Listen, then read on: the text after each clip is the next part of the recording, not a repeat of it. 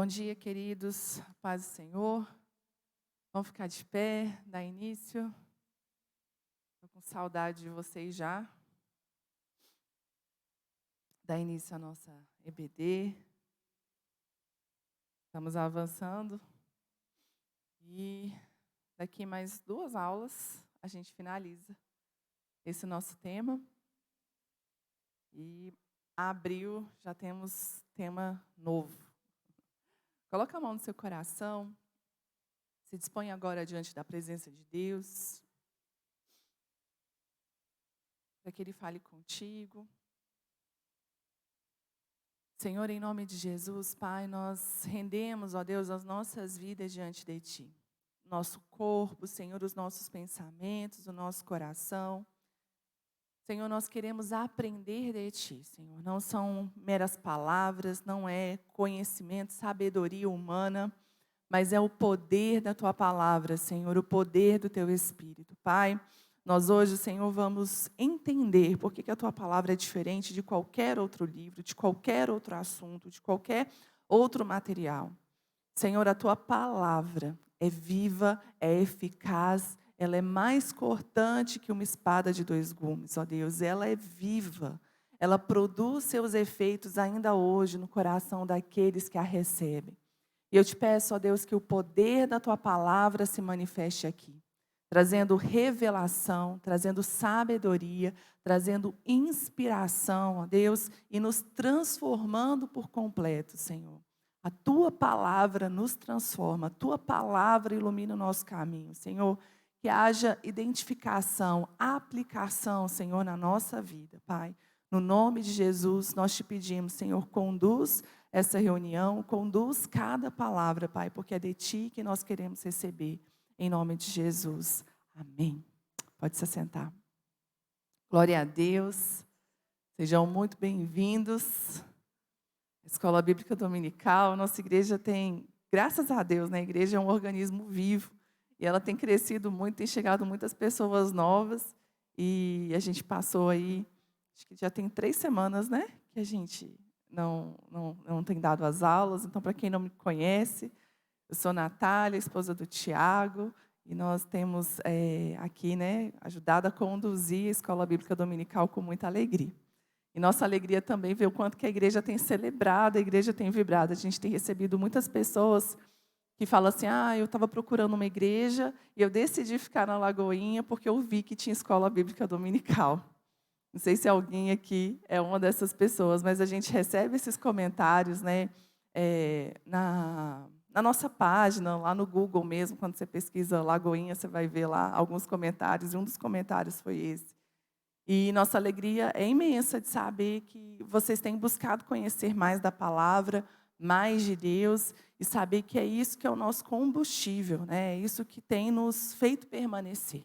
Porque hoje, inclusive, a gente vai falar um pouco disso, do mundo que é cada vez mais relativista, mais volátil, tudo passa muito rápido, tudo muda muito rápido, mas a palavra de Deus permanece. E é por causa da palavra de Deus, que é eterna, eterna porque ela foi, eterna porque ela vai ser, que nós podemos andar num lugar firme.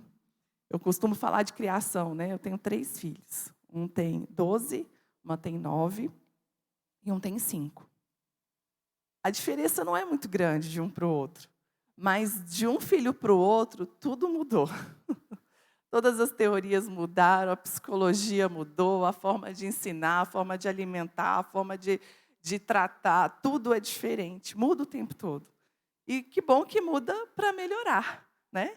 Mas a palavra de Deus, ela é completa, ela é eterna, ela não muda nunca. Então a gente pode pisar nessa palavra, andar por essa palavra com muita confiança, que amanhã não vai mudar, amanhã não vai ser diferente. Ela é a mesma sempre. E a gente tem falado sobre a palavra de Deus. Pega o livro ali para mim, amor, está dentro da bolsa. A gente está usando um livro como base para o nosso ensino, que é Para Entender a Bíblia, do John Stott. Ele estava em falta, mas essa semana uma pessoa mandou, inclusive, falando que voltou a vender na Amazon. Acho que a gente esgotou esse livro.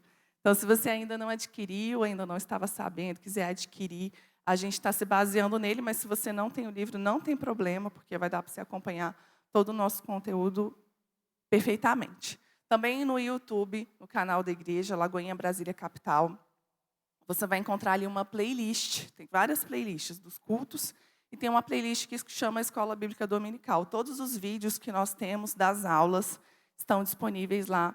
Então, você pode também acompanhar as aulas que já se passaram. Passar aqui hoje, nós vamos então entrar no tema da autoridade da Bíblia.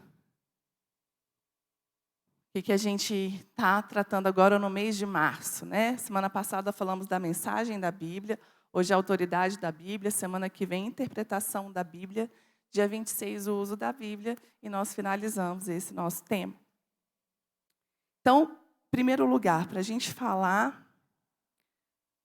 da autoridade da Bíblia, vamos falar sobre o que é autoridade. Primeiro vamos ler aqui esse texto de Salmos que fala o seguinte: voltado para o seu santo templo, eu me prostrarei e renderei graças ao teu nome, por causa do teu amor e da tua fidelidade, pois exaltastes acima de todas as coisas o teu nome e a tua palavra. Quem colocou a palavra acima de todas as coisas, as escrituras acima de todas as coisas, juntamente com o nome, é o próprio Deus. A autoridade que Deus tem é a autoridade que a palavra tem. A autoridade que o nome de Jesus tem é a autoridade que a palavra tem. Salmos está revelando isso. O mesmo lugar onde Deus exaltou o nome dele, ele exaltou a palavra dele. E vamos falar sobre o que é a autoridade. Segundo o dicionário de Oxford, a autoridade é um substantivo feminino que significa direito ou poder de ordenar, de decidir, de atuar, de se fazer obedecer.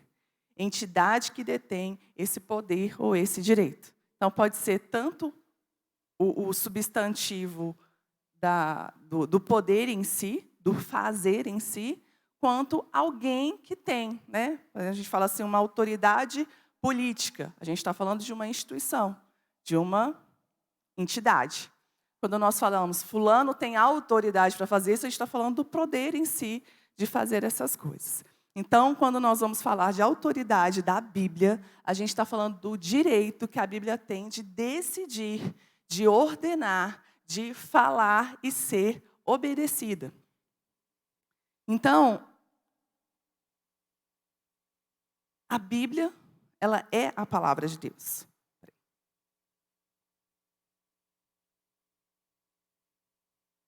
A gente até levantou um debate em uma das nossas aulas aqui, falando se a Bíblia é a palavra de Deus ou se ela contém a palavra de Deus. Parece que é igual, mas é diferente. Porque o fato de eu dizer que a Bíblia é a palavra de Deus, eu dou um nível de autoridade para toda a palavra, para tudo que está escrito ali. Quando eu digo que a Bíblia contém a palavra de Deus, eu vou dizer que é um livro como qualquer outro, e algumas coisas aqui podem ser de Deus. Só que nós cremos que toda a Bíblia é a palavra de Deus. E muito se questiona sobre por que confiar na Bíblia, por que a Bíblia tem essa autoridade. E eu vou levantar aqui alguns motivos de questionamento. Tem alguém da turma de batismo que está aqui? Dá um sinalzinho com a mão. Não? Tá bom. Que às vezes vem trocado. O primeiro ponto que eu quero levantar se refere ao tempo que nós temos vivido. Sociedade pós-moderna. Eu estava me lembrando essa semana que eu entrei na UNB em 2007, Universidade de Brasília. E lá eu vi um retrato muito espantoso para mim, porque eu já estava há muito tempo dentro da igreja, convivia sempre num contexto familiar. E, de repente, eu cheguei num lugar de uma revolução, no lugar de uma rebeldia declarada. E muito me assustava, né, quando eu passava ali pelo ICC, no Minhocão ali, e tinha os cursos mais da área de humanas, né, que a gente vê mais essas questões afloradas. E eu ficava muito impressionada com as bandeiras que eram levantadas. E, no meio ali do meu curso, eu fiz muitos cursos na parte de psicologia, fiz alguns cursos, disciplinas, né, na área de antropologia, filosofia, então eu via muito essas coisas. E eu cheguei à conclusão que as pessoas, na verdade, não tinham uma pauta do que elas queriam. Elas tinham uma pauta do que elas não queriam.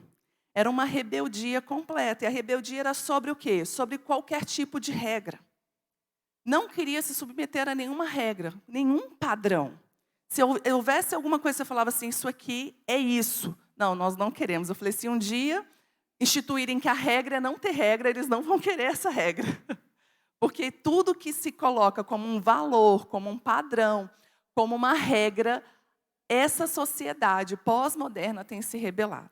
Inclusive contra coisas que são biológicas, contra as coisas que são, é isso. Não, mas depende. Pode ser ou pode não ser. Tudo que diz que soa até agressivo. Inclusive na área, quando a gente fala de religião, nenhuma religião pode dizer que é a verdade. Ah, você não pode, você tem que respeitar, porque tem outras pessoas que pensam diferente de você. E a vida vai ficando num terreno muito sem firmeza. Porque nada é, tudo é relativo, tudo pode ser ou pode não ser, tudo depende do ponto de vista. Mas não é isso que a palavra de Deus nos apresenta. Jesus mesmo fala que nós temos que estar firmados numa rocha. Por quê? Vai vir os vendavais, as tempestades, e a gente não vai ser abalado. Mas se a gente estiver firmado num lugar que muda o tempo todo, quando vier, a Bíblia fala de ventos de doutrina. Vem um vento de doutrina, agora é assim, aí a pessoa muda. Aí vem para o outro lado, a pessoa muda. Nunca sabe quem é o tempo todo levado. E nós temos que saber que existe sim uma verdade. Imagina o espanto que não é a gente falar que Jesus é o caminho. Ele é a verdade. Ele é a vida. Ele não é um dos caminhos. Ele não é uma das alternativas. Ele é a única alternativa. A única verdade. Então, a primeira barreira que a gente enfrenta é essa, né? A sociedade que se rebela contra qualquer tipo de regra, padrão e valores. E aí vem o relativismo. Tudo depende. Tudo depende do ponto de vista, depende do contexto, depende da pessoa, depende da história. E a gente entra também num conceito de modernidade líquida. Depois você procura no YouTube, o Tiago, ano passado, ministrou sobre isso. Aqui foi muito, muito legal. Depois você procura, foi um culto de domingo, de manhã, acho que foi. E o tema é modernidade líquida. O que esse termo se refere? É um termo criado por um filósofo, colocando como é que é o retrato da nossa sociedade hoje, que tudo é fluido. Nada você consegue se apegar e abraçar. Você consegue segurar um líquido? Você não consegue, ele vai escorrer pelos seus dedos. E quando a gente fala de modernidade líquida, a gente está falando disso. A sociedade, os contextos, a verdade, tudo é líquido, porque tudo passa pelos nossos dedos. As coisas estão mudando. Em certo ponto, isso é totalmente verdade. Quando a gente olha para a tecnologia, a gente vê que quando você tenta se atualizar, já chegou algo muito mais moderno, que você não sabe mais, né, o que é. Se você quiser acompanhar a evolução aí da tecnologia de telefone, de computador, você nunca vai conseguir, porque está o tempo todo mudando. Né? Quando lança um, já tá quase que defasado. Mas com relação à palavra de Deus, a gente não pode transportar esse conceito, como se a palavra de Deus também fosse fluida, como se a palavra de Deus também fosse líquida. E um outro ponto que tem também trazido muito confusão, e esse vem a maioria das vezes de dentro da igreja, é a igreja não saber qual é a fonte de autoridade e de unidade dela. A fonte de autoridade da igreja não é o pregador. A fonte de autoridade da igreja não é o fulano de tal famoso, teólogo famoso.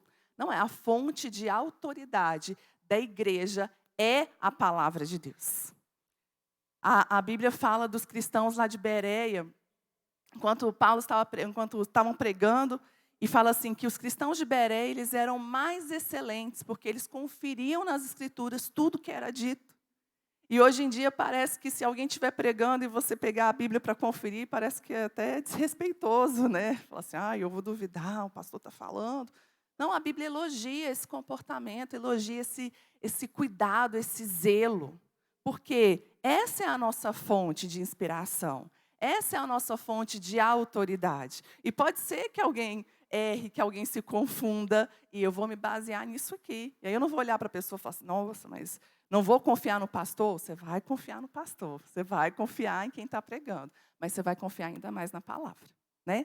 Quantas vezes, às vezes, a gente fala alguma coisa e depois a gente entende que não é, ou a gente estuda mais e vê que não é daquela forma que a gente pensava. Isso não é para gerar dúvida no seu coração quando você estiver ouvindo a palavra, mas para você ter mais convicção ainda quando você abrir as Escrituras e testificar que a palavra que está sendo pregada, ela está alinhada à palavra de Deus. Amém? Então, nós precisamos saber que a nossa fonte é a palavra de Deus. E se a palavra de Deus é uma só e ela é a fonte de todos nós, ela é a fonte da igreja, vai ter unidade. Porque todo mundo vai estar andando no mesmo caminho. Eu não vou estar sendo baseada, mas o fulano falou isso, o Beltrano falou isso, eu vou escolher um time. Você não precisa escolher um time. Nós todos somos do mesmo time, nós todos estamos do mesmo lado. E o nosso lado é a palavra de Deus. Gente, eu estou com muita sede. Ai, estou passando ali e olhando para o iPad, aí não vai. Então, no livro,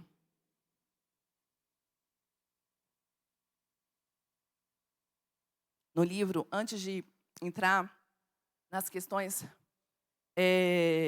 da autoridade da palavra, né, ele vai falar sobre 3 definições a respeito da palavra de Deus. Primeira, revelação. O que significa revelação? Revelação é tirar algo que encobre, é trazer algo às claras, né? Quem aqui é da época da Kodak? Não, gente, vocês são sim, pelo amor de Deus. Vocês tiravam foto em máquina de filme, né? Levanta a mão aí. Kodak, não lembrou? Máquina que tinha filme, 12 poses, 24 poses. Você queria comprar de 24 porque era mais em conta, mas aí você demorar mais tempo para ver as fotos, né? Aí, de repente, alguém abria a máquina antes do tempo, o que acontecia? Queimava todas as poses, você perdia todas as fotos. Então, não podia abrir antes do tempo, porque só quem podia abrir era quem ia fazer a revelação. Tinha um critério para aquele filme ser revelado, para aquelas fotos serem reveladas. Eu fico pensando, gente, hoje em dia, né, a gente tira foto, já vê, não ficou bom, tira 1000 fotos. Antigamente era uma foto, você tinha que torcer para dar certo. E quando você batia a foto e fazia o barulhinho, não tinha mais chance, né, porque acabou o filme. Então, era a chance de ter dado certo. Mas a revelação é isso, você pega algo que estava encoberto e você traz à luz. E o que a Bíblia é? Ela é a revelação de Deus, porque Deus decidiu trazer às claras algo que estava encoberto, o plano dele. Semana passada nós falamos da mensagem da Bíblia. Qual é a mensagem da Bíblia? A salvação, a graça de Deus. Então, o que foi revelado? A vontade de Deus para nossas vidas, o plano de Deus para o homem. Outra definição que a gente vai usar é inspiração. Faz assim, ó. Inspira, respira.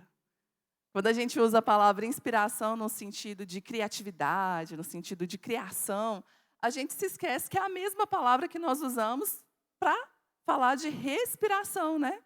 Inspirar, se trazer para dentro o ar. E quando a palavra inspiração, ela vem do grego que significa sopro de Deus. É theos, pneumotel, alguma coisa assim, pneumoteusis, alguma coisa assim, eu não anotei a palavra. Mas vem de pneumo, que é sopro, que é ar, e tel, que é de Deus. Então, toda vez que a gente fala de inspiração, a gente está falando de um sopro de Deus. O que foi escrito na Bíblia foi o sopro de Deus, a voz de Deus para o homem. Quando Deus, vocês vão lembrar disso, quando Deus cria Adão lá no jardim, ele forma o homem do pó da terra, e o que ele faz finalmente? Ele sopra. Sopra nas narinas. No momento que Deus sopra no homem, sopra nas narinas de Adão e traz ali a vida, é um momento que Deus está compartilhando da natureza dele com o ser humano. Pode alguém ser formado no ventre e nascer sem o fôlego de vida? Pode. E não tem vida ali. Não tem a natureza de Deus ali. Porque, infelizmente, né, aquele serzinho ali nasceu sem o fôlego, sem o sopro. E quando Deus sopra em nós, Ele está compartilhando aquilo que está dentro dele. Pensa, você soprar em algo, você está compartilhando seu DNA, das suas eu ia falar bactérias, de tudo que há em você, você está compartilhando com quem está recebendo desse ar.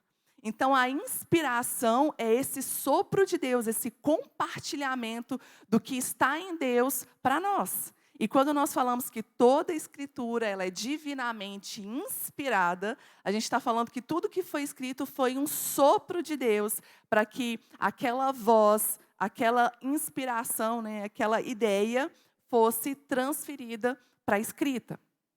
E a autoridade são as palavras de Deus carregam a autoridade do próprio Deus. Alguém que tem autoridade, ela tem autoridade por causa de algo ou de alguém. E a Bíblia tem autoridade por causa de Deus, por causa do autor, por causa de quem a carrega. Falando de autoridade,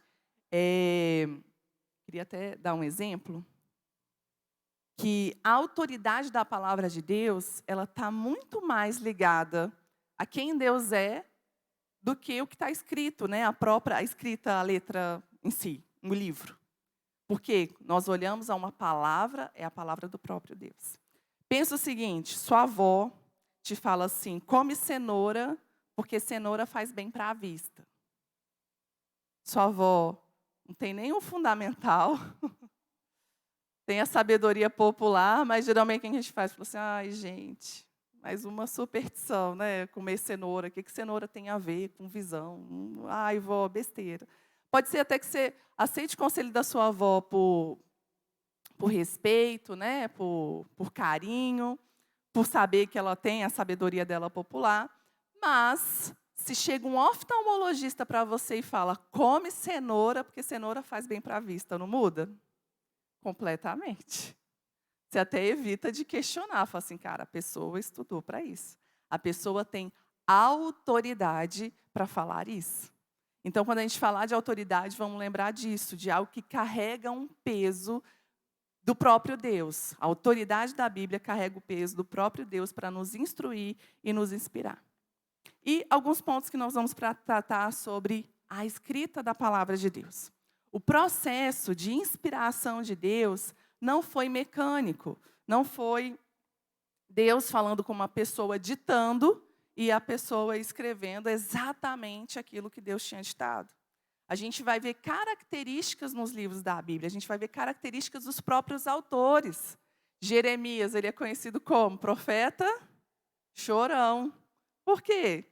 Algo da personalidade dele estava impresso naqueles livros.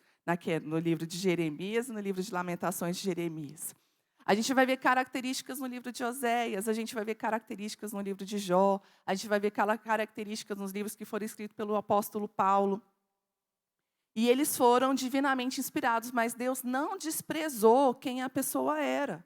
Não desprezou o temperamento dela, não desprezou as experiências que ela tinha, não desprezou a história que ela tinha. Ali tudo se mistura.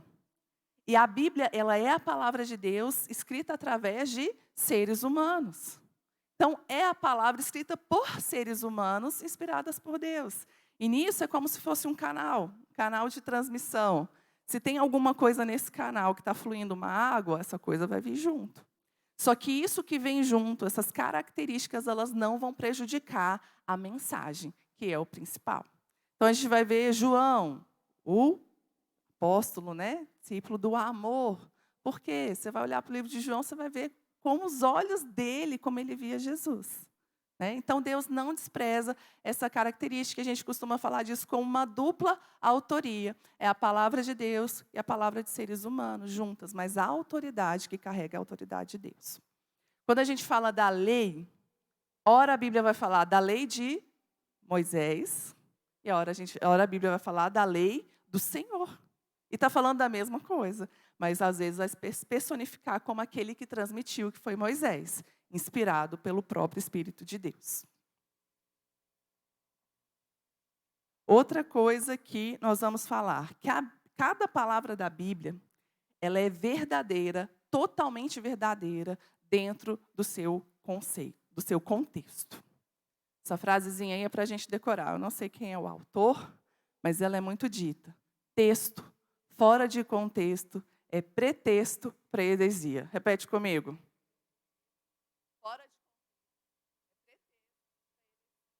Muitas seitas surgem de textos que foram tirados do contexto. De alguém que pegou a Bíblia, pensou uma parte ali, tomou aquilo como uma verdade absoluta e pode falar, está na Bíblia, mas não está completo, não está perfeito. Porque quando você tira do contexto, você gera prejuízos. Hoje em dia, então, o que a gente tem aí é tudo público, né? Tudo é gravado, a gente pode fazer cortes. Às vezes você pega a palestra de alguém, a palavra de alguém, você faz corte daquilo que a pessoa falou. Você pode deturpar completamente a mensagem, porque você pensou uma coisa totalmente fora de contexto. E a Bíblia também, às vezes, vai acontecer isso. Aquela história, não precisa levantar a mão, não. Quem já fez assim, ó, Senhor, fala comigo. E aí você vai e para em um texto qualquer. Funciona? Já funcionou. Funciona de vez em quando. É o ideal? Não é. E você pode pegar uma coisa completamente fora do contexto e querer interpretar que aquilo ali é Deus falando contigo. Estou falando que funciona às vezes por quê? Às vezes, quando a gente é novo convertido, Deus, né, entendendo ali o nosso nível de imaturidade, muitas vezes fala com a gente dessa forma. Eu não vou desprezar que já aconteceu. Deus já falou comigo assim. Mas ninguém quer um filho imaturo. Deus não quer filhos imaturos. Deus quer filhos que amadureçam. Quando a gente tem um filho bebê, ele chora, a gente faz tudo por ele. Né? Chorou, você vê se está molhada a fralda, vê se está com fome, dá mamadeira, vê se está com sono, vê se quer passear, vê se está com calor, tira a roupa, põe a roupa. Você faz tudo porque aquele bebê não sabe se comunicar, ele não tem maturidade para expressar as suas vontades e as suas necessidades. Só que aí você tem, de repente, um filho de 5 anos, ele começa a chorar. Você vai se comportar da mesma forma? Quer comida? Quer água? Você está com frio? Você está com vontade? Você quer passear? Você quer brincar? Você quer assistir televisão? Não, você vai falar o que você quer. Porque senão você vai crescer uma criança imatura. O que você quer? Não, fala. Para de chorar e fala o que você está precisando. E a gente pode encarar o nosso relacionamento com Deus assim. Então, a gente tem que avançar, crescer na nossa maturidade com Deus. E prosseguir no entendimento. Então, às vezes, o pessoal até fala assim, né, que a pessoa pegou, abriu a Bíblia e caiu lá, né, que Judas comprou um campo e ali se enforcou. Ah, não, essa palavra não é para mim, não, deixa eu ver outra. Aí vai lá e abre e fala, vai tu e faça o mesmo. Imagina. Não dá, né? Texto fora de contexto, não pode. E muitas seitas são criadas dessa forma. Então, nós não podemos formular uma tese, uma afirmação ou elaborar um corpo de doutrina com textos isolados fora do contexto. O livro, inclusive, vai trazer um exemplo muito, muito interessante, que é sobre o livro de Jó. Meu filho, a primeira vez que ele foi ler o livro de Jó, ele leu, e eu falei, eu não vou falar nada, eu vou deixar. Aí ele leu, e falou assim, mãe, Jó estava falando um monte de coisa errada, não estava? Falei, estava, filho, estava.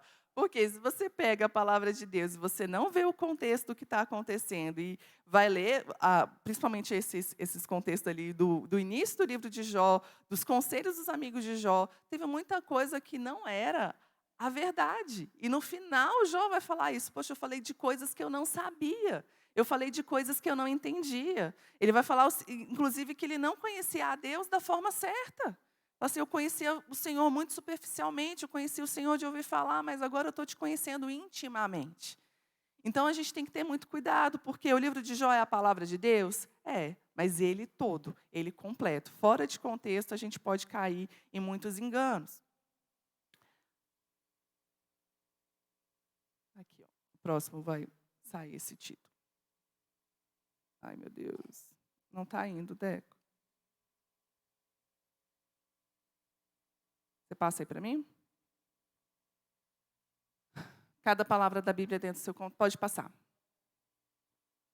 Então, quando a gente vai falar de contexto, o que é? Uma análise mais ampla daquele pedacinho que você está vendo. E quando a gente fala de contexto, a gente vai falar de contexto imediato e de contexto amplo. O que é o contexto imediato? Você pegar aquele versículo, ou aquela parte do texto que você leu, e ler um pouquinho antes e um pouquinho depois, para você entender aonde que está se passando essa história, com quem está se passando essa história, o porquê dessa história. E isso é o que é mais fácil da gente fazer quando a gente está ali na nossa leitura diária, na nossa leitura rotineira. Então, volta um pouquinho o texto entende o que está acontecendo, avança um pouquinho depois, assim, até a história completa.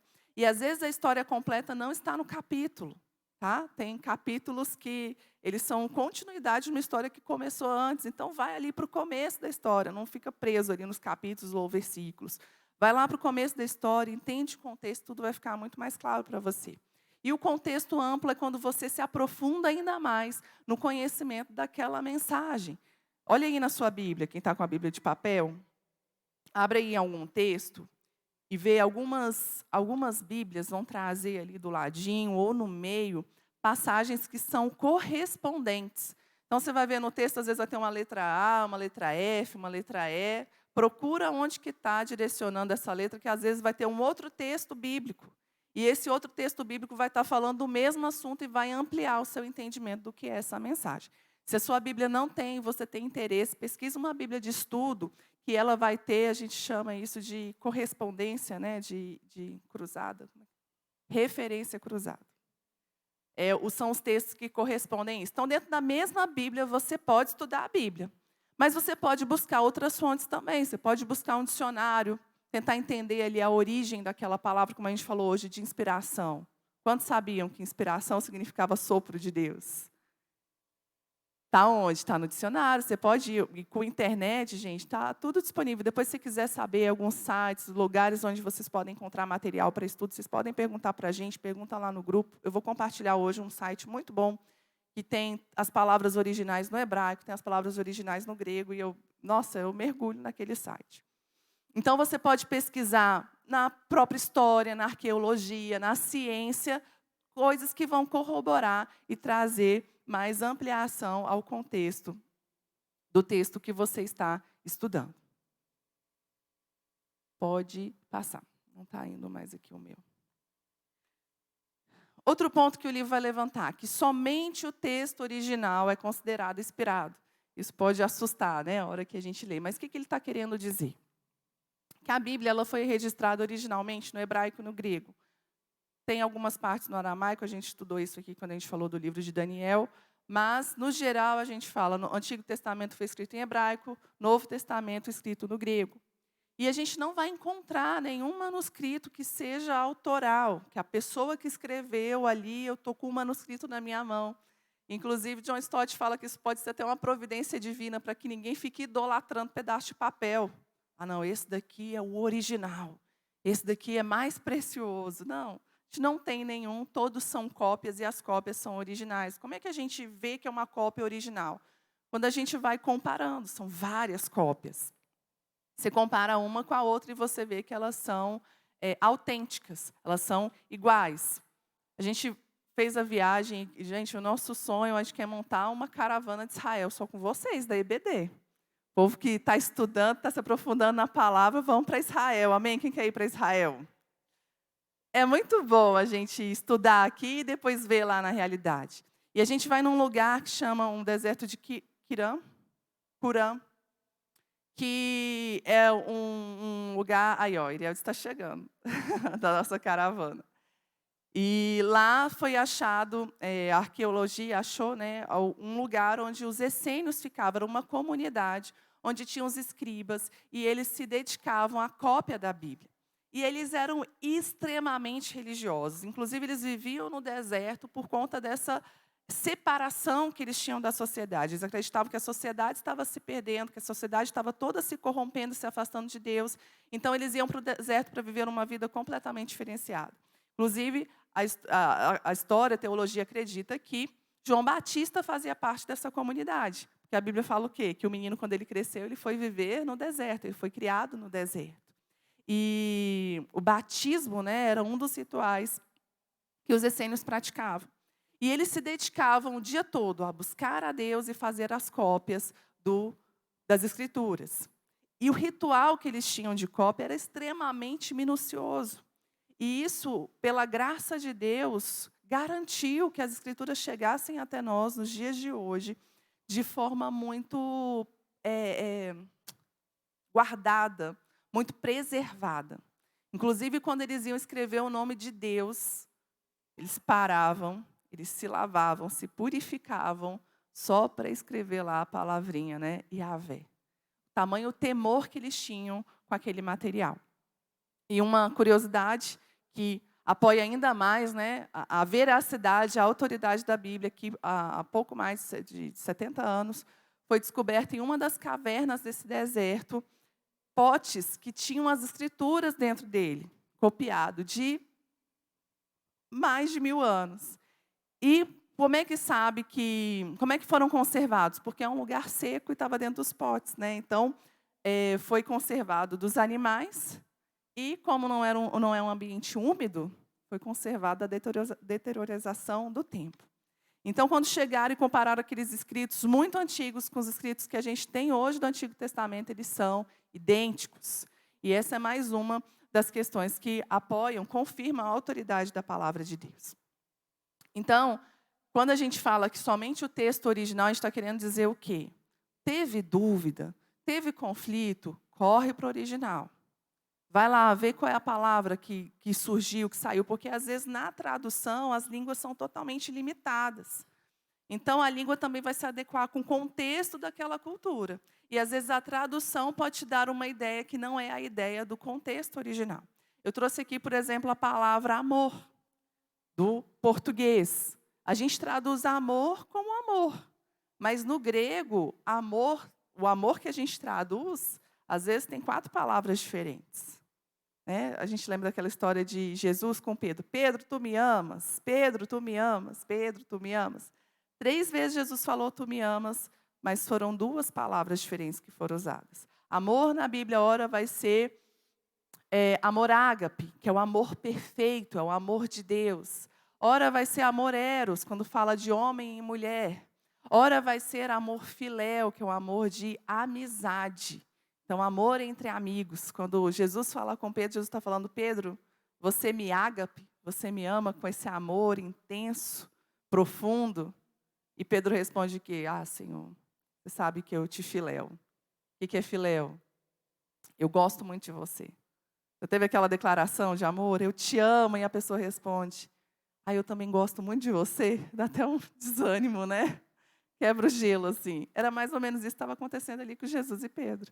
Só que quando a gente lê, Pedro, tu me amas? Sim, Senhor, eu te amo. Fica diferente. Então, às vezes, a tradução vai ter essa limitação. E o amor estorge é o amor de afinidade. Tá bom? Então, trouxe essa curiosidade aí para a gente se atentar à questão dos originais. Eu acho que é a bateria aqui que está mais fraca. Então, os argumentos, a gente falou os argumentos no início, né, que contestam a Bíblia. Agora vamos falar dos argumentos que são a favor da Bíblia.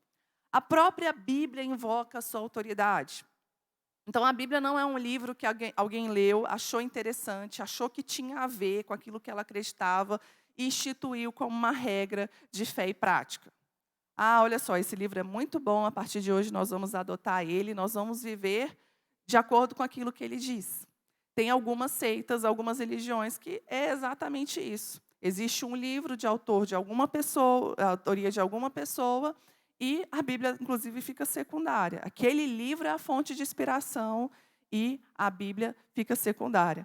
Mas a própria Bíblia carrega a autoridade dela. A própria Bíblia fala que ela é a palavra de Deus, que ela é a palavra do Senhor. Outra coisa, os textos se confirmam.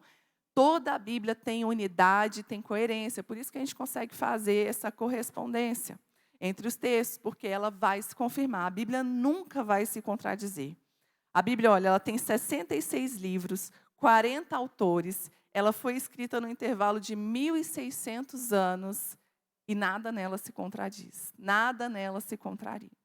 Então, isso corrobora ainda mais com a veracidade e com a autoridade da palavra de Deus. É impossível você ter qualquer tipo de escritura com tanta gente envolvida, com tantos contextos, tanta geografia, ao longo de tanto tempo, e ser tão coeso quanto a Bíblia é. E algo que é intrínseco, né? O poder que a palavra de Deus tem. Isso aí cada um aqui pode testificar. Quando você lê e fala assim, meu Deus, parece que está aqui falando comigo, né? Meu Deus, essa palavra me transformou. Quantas pessoas se converteram lendo a Bíblia? Foram transformados pela palavra de Deus. É algo que acontece de dentro para fora, é uma confirmação interna. Isso também nós colocamos como o que conduz à autoridade das Escrituras. Mas diversos manuscritos foram encontrados, tanto do Novo Testamento quanto do Antigo Testamento. Isso mostra que todos são iguais e a Bíblia que nós temos, ela é verdadeira. O Antigo Testamento foi traduzido para o grego, é uma versão que a gente chama de Septuaginta, e depois para diversos outros idiomas.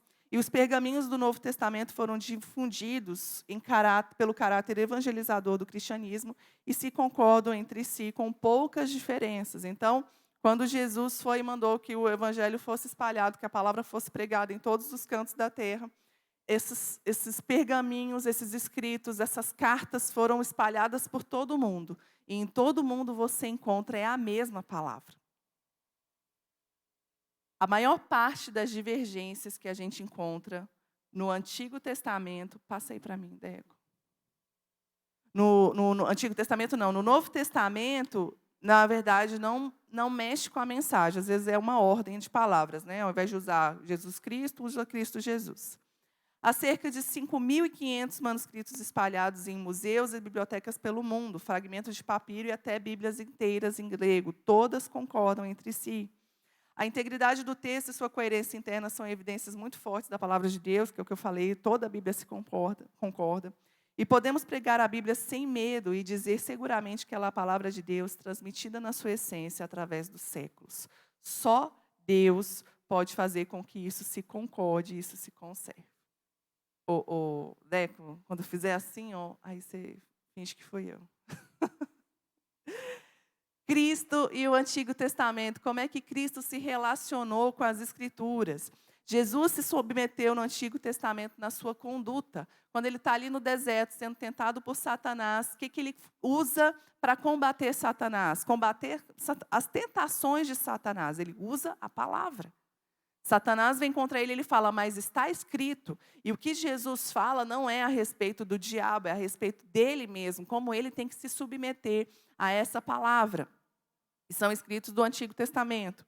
Jesus se submeteu na sua missão às profecias do Antigo Testamento, mesmo quando era contrário, mesmo quando era desfavorável, mesmo quando isso implicar sofrimento, perseguição.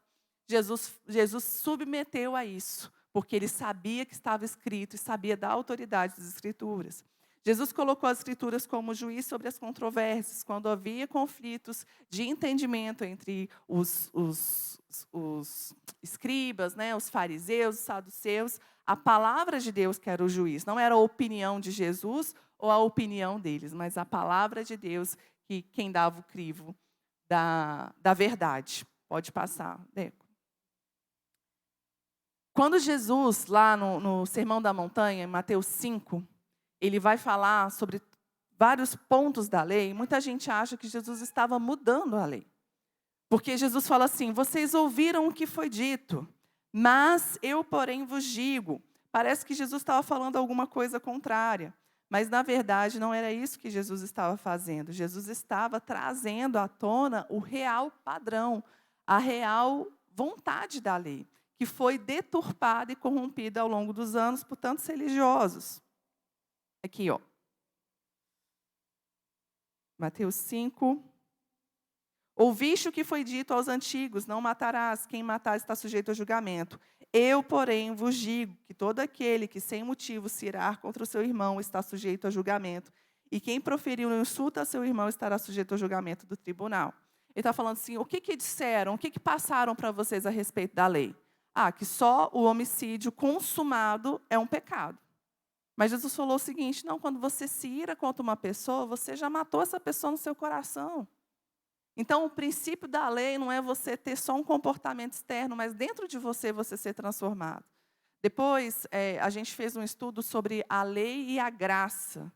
Tem um estudo que fala o seguinte, a graça na lei, uma das nossas aulas. Procura lá no YouTube, a gente passou por Mateus 5 inteiro, mostrando o que de fato Jesus estava querendo ensinar.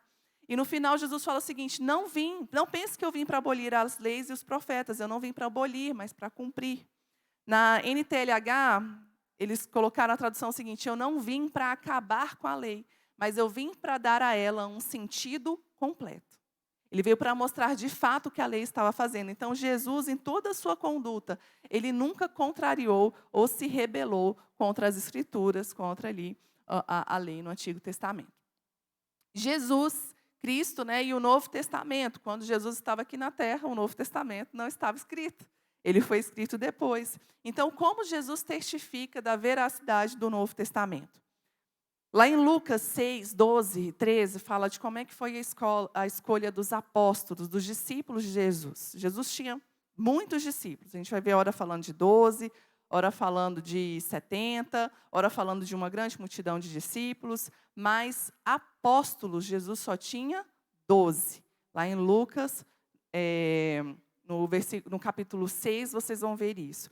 E fala que Jesus passou uma noite inteira de oração, uma noite inteira de busca, e quando ele findou ali aquele tempo, foi quando ele saiu e foi fazer a escolha dos seus apóstolos. Lá em Lucas vai falar de apóstolos. E, de alguma forma, isso já estava sendo escolhido para que essas pessoas pudessem dar continuidade ao ministério de Jesus e registrar tudo aquilo que estava sendo feito. Então, os textos canônicos foram feitos por apóstolos ou pelos discípulos dos apóstolos. Os apóstolos sempre foram pessoas que testificaram, que foram testemunhas do ministério de Jesus. Ah, mas e o apóstolo Paulo? O apóstolo Paulo não viu, o apóstolo Paulo não conviveu com Jesus. Mas ele teve um encontro pessoal com Jesus ali no momento da conversão dele. E não só isso, isso foi testificado pelos apóstolos, os que estavam com Jesus, que conviveram com Jesus. Então, por isso, essa autoridade de Paulo também é considerada. E Marcos, né, era discípulo de Pedro, e Lucas era discípulo de Paulo. Então, foram pessoas também foram atestadas para poder estar escrevendo ali sobre a palavra. Pode passar. Falar um pouquinho aqui de hermenêutica e exegese. Na semana que vem a gente vai falar mais sobre isso, quando vamos falar da interpretação da Bíblia. A hermenêutica e a exegese se relacionam como a teoria se relaciona com a prática, de modo que um é ciência e outro é a arte. Mas semana que vem vamos falar mais a respeito disso. Por último, eu queria passar para vocês um vídeo que é de um professor, pastor, teólogo, muito respeitado, chama o Luiz Saião. É uma pessoa que a gente tem visto assim muita profundidade na palavra de Deus. Ele tem muita experiência, não só na palavra, mas em toda a história. Inclusive, aconselho vocês a seguirem ele no Instagram, seguirem ele no YouTube. Tem muito material gratuito dele no YouTube, da igreja dele, que vai falar sobre teologia em vários sentidos. Ele foi um dos responsáveis por traduzir a Bíblia NVI. Quem tem essa tradução? É a tradução que eu mais gosto, Nova Versão Internacional. Ele foi quem coordenou a tradução dessa Bíblia. Então, assim, minuciosamente estudou as palavras, estudou a literatura, os contextos para trazer essa tradução a nós. E fizeram uma pergunta para ele que tem tudo a ver com o que estamos falando hoje. Pode colocar aí, Deco. Agora saiu a pergunta que não quer calar. Quais os elementos que conferem, então, ao Velho Testamento, ao Antigo Testamento, e à Bíblia como um todo, a confiança necessária, né, de que isso não pode ter erro, né, que a gente chama de inerrância da Bíblia, né? Como é que a gente confia que isso realmente é correto, né? Como é que a gente tem essa segurança? Existe uma série de elementos, Suzy, que aparecem nessa situação e que tem muito a nos dizer aí a respeito do que está envolvido nisso, né? Então, eu poderia aqui apresentar um resumo, né, do que temos nessa realidade sobre a Bíblia, né? Primeiro, chama a atenção o fato de que a Bíblia tinha uma série de informações, de referências que anteriormente eram questionadas demais, dizendo isso nunca aconteceu, isso é bobagem, isso é invenção. E hoje, com todo o estudo que a arqueologia, que a gente tem, confirma cada vez mais a legitimidade. Não tem nenhum livro como a Bíblia nessa situação. Segundo,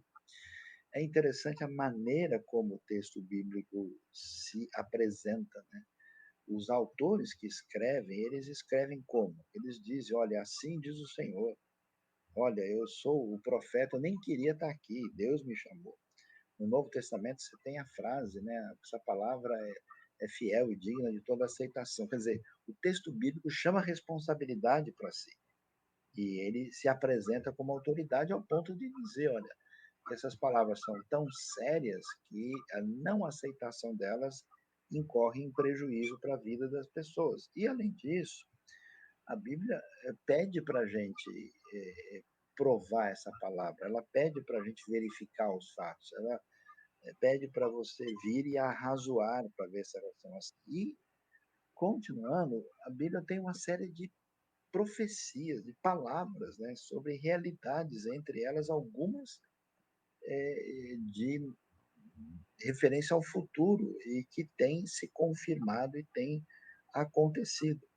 Mas uma coisa muito impressionante e significativa é como a Bíblia permanece até hoje o livro mais lido da história humana.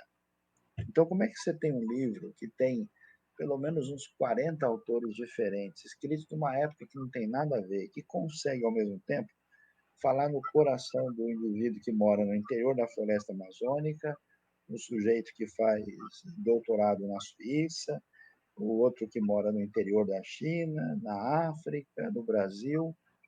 Como é que pode? Né? E o poder do texto é um negócio impressionante, quer dizer, em qualquer época, em qualquer classe social, em qualquer povo, a Bíblia encontra um espaço poderosíssimo. Além disso, a Bíblia tem uma mensagem, apesar da diversidade, ela mostra muito essa questão da graça divina, salvadora e redentora atravessando a história. E o impressionante é a transformação da vida de pessoas por causa da mensagem bíblica. Não é só questão de manuscritos, de história, quer dizer, por que um indivíduo que estava totalmente sem esperança, atingido por essa mensagem, passa por uma transformação? E olhando para a história humana, nenhum outro documento da antiguidade foi tão bem preservado como a Bíblia. E olhando para a história, você vai ver que existe uma série de elementos que construíram a civilização, principalmente a civilização ocidental. E quando você vai examinar os sábios preceitos bíblicos que foram levados a sério, né, inicialmente na história da Europa, depois com força na história da Europa do Centro e do Norte, depois nas Américas, na Ásia. Um exemplo mesmo é o impacto da Bíblia na história da Coreia recente, até mesmo na história do Brasil, né? Nenhum ambiente você vê uma coisa semelhante, né?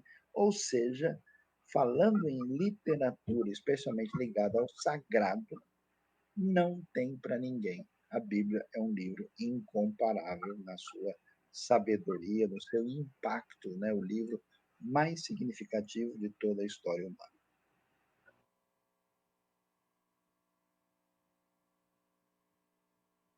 Glória a Deus. Quantos aqui podem se alegrar pela palavra de Deus? Ela é preciosa. Lá em Salmos 34, versículo 8, fala o seguinte: provem e vejam que o Senhor é bom. Bem-aventurado é quem nele se refugia. A gente tem à nossa disposição, nós temos. Não é todo mundo que tem. Nós temos à disposição a palavra do próprio Deus para nós. A palavra que nos ensina, nos orienta, mas principalmente que nos transforma. E nós não podemos ser negligentes a essa palavra. Nós não podemos ser indiferentes a ela.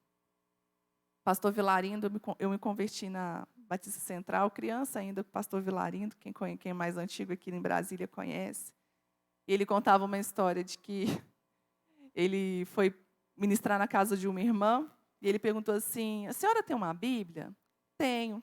Quem já frequentou a Batista Central já ouviu essa história. O pastor Vilarindo sempre contava as mesmas histórias. A senhora tem uma Bíblia? Ela tem. Aí ela pegou, entregou para ele, ele falou: deixa eu abrir aqui um texto para a gente meditar. Aí falou assim: olha, tem um óculos aqui dentro. Ela, nossa, pastor, está procurando esse óculos já tem mais de 2 meses. Que bom que o senhor achou. Ou seja, né, a Bíblia já não era aberta há muito tempo. Hoje nós temos à disposição várias versões. Bíblia para anotar, Bíblia para ler numa linguagem diferente, Bíblia para a gente estudar. Não vamos negligenciar a preciosidade que está diante de nós. Nós temos países onde a igreja é perseguida em que eles não têm acesso à Bíblia. Às vezes eles têm que rasgar a Bíblia. E cada membro da igreja tem que ter uma página.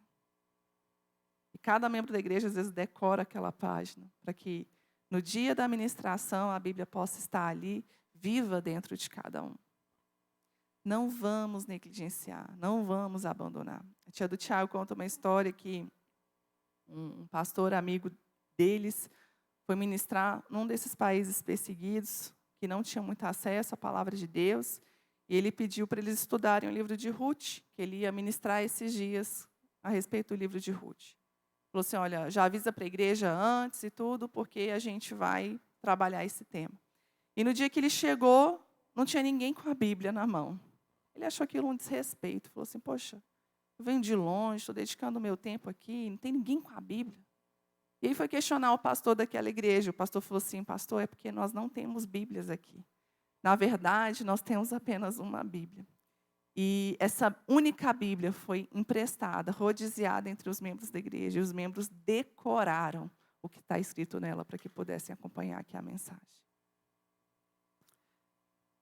Às vezes a gente não valoriza porque está fácil. Mas entendam o tesouro e a preciosidade que nós temos a palavra de Deus. Ande com ela, guarde ela no seu coração, medite, estude, porque é isso daqui que vai nos dar a vida. Amém? Pode se levantar, pode passar aí o próximo slide, que tem as nossas tarefas para a semana que vem. Ler o capítulo 7 do livro, que vai ser o tema da semana que vem, e a nossa perguntinha básica do Instagram. Nosso Instagram não saiu aqui, mas é EBD Lagoinha Brasília Capital. Tudo junto. Você pode digitar ali no Instagram, começar a seguir a gente.